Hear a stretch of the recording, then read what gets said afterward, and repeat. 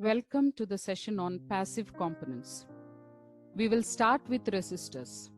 Resistor is the mostly used passive element in the circuit design. And in fact, it is hard to imagine any circuit without the resistors.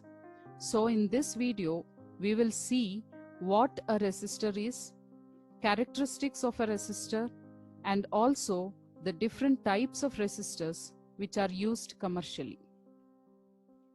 Resistor is a passive circuit element which opposes the flow of current or electricity, and symbolically it can be represented by these symbols.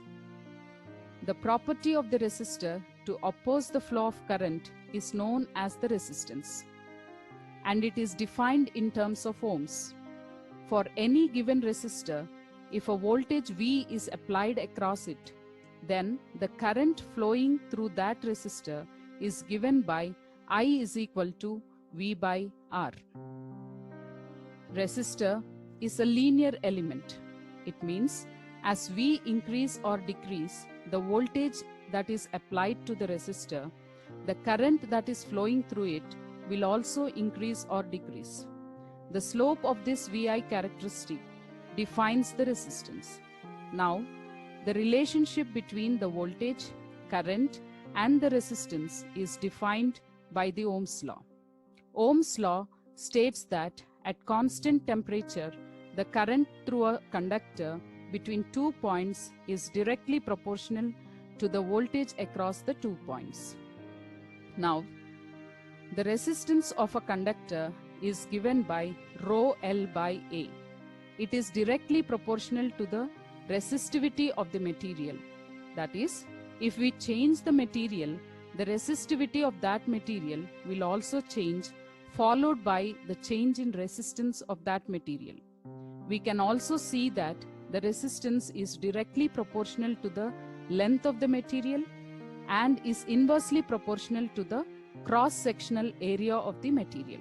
So, as we increase the length of the material, then the electrons which contribute to the flow of current will experience more resistance. Similarly, if we increase the cross-sectional area of the material, these electrons can move freely across the material. Therefore, we can say that if we increase the cross-sectional area, the resistance of the material will reduce. In this way, by changing these three parameters, we can change the resistance of the resistor. Resistors are available in various sizes and shapes. Let's see different parameters of the resistor which we should consider before selecting a particular resistor for a particular application. Here is the list of different parameters of the resistor. The first parameter is the power rating of the resistor. It defines the maximum power which can be handled by the resistor. Now, the power dissipated across the resistor is given by the simple expression of P is equal to V into I. Usually, resistors have a power rating of at least 2 to 4 times the maximum power dissipated across it. Now, commercially available resistors have the power rating of as low as 1/16 of watt or as high as 300 watt. The second parameter of this resistor is the tolerance. Basically, this tolerance defines the deviation of the resistance from the nominal value.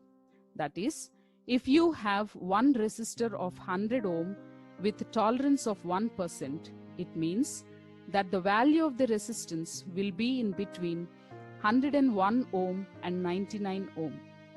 The commercially available resistors have a tolerance value of as low as 0.1% to 20%.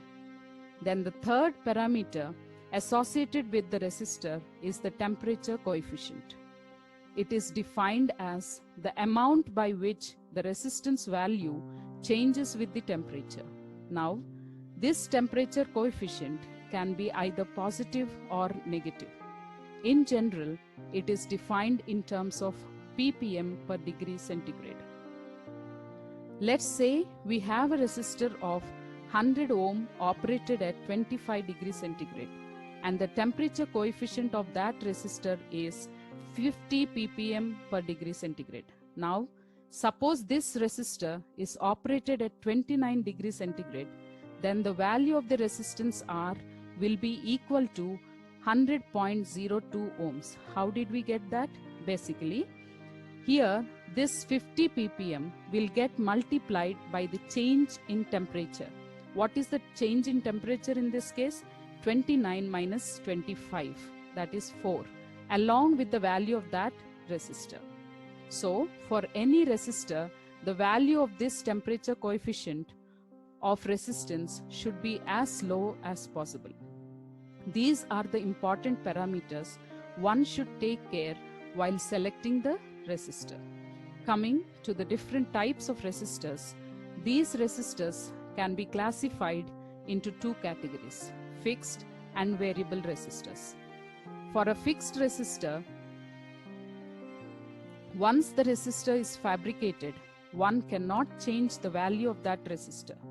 While in case of a variable resistor, the value of that resistor can be changed by changing the knob. Let's see the different types of fixed resistors which are used commercially. We will start with carbon composition resistors. These resistors are made of carbon particles and the binder like clay. These are used in applications where you are dealing with high energy pulses. Nowadays, these are not used because of its poor temperature coefficient, poor stability, high noise, and less accuracy. These are replaced by film type resistors. Carbon film resistors fall first in film type resistors. The internal structure of this carbon film resistor looks like this. You can see a thin layer of carbon film is deposited on a ceramic substrate. Now, these are used in high voltage and high temperature applications. Now, metal film resistor falls next in the line. These are same as carbon film resistors, except for the carbon film is replaced with the thin metal film. These are preferred for high frequency applications. Next, metal oxide film resistor. Instead of metal and carbon film, as we have seen previously, the metal oxide film is deposited on ceramic substrate. In this, we prefer tin oxide as a metal oxide film. These are used in high temperature applications.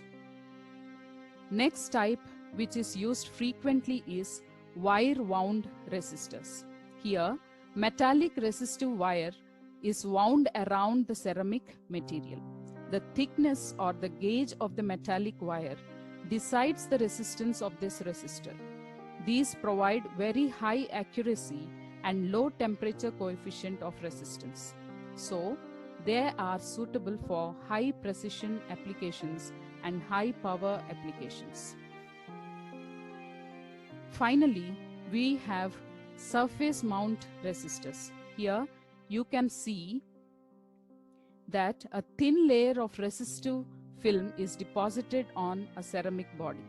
On top of this resistive element, a thin insulating protective coating is laid. It has two metallic contacts so that it can be easily soldered on the PCB or motherboards. You might have observed tiny resistors in various PCBs and motherboards. Those resistors are SMT resistors.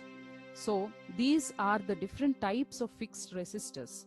We have also variable resistors whose resistance can be changed by just changing the knob. Hope you have understood the types of resistors, parameters that have to be considered while selecting the resistor for a particular application. That's all about resistors. Thank you. Have a great day.